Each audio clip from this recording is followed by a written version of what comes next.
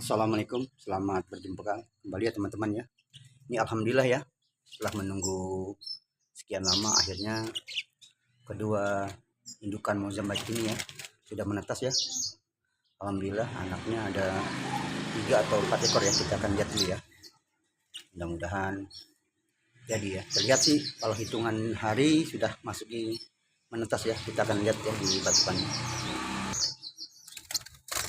Ya seperti ini penampakan teman-teman ya, alhamdulillah ya sudah menetas ya. Ada berapa ekor tuh ya, nah, lihat ya, alhamdulillah ya. Demikian ya,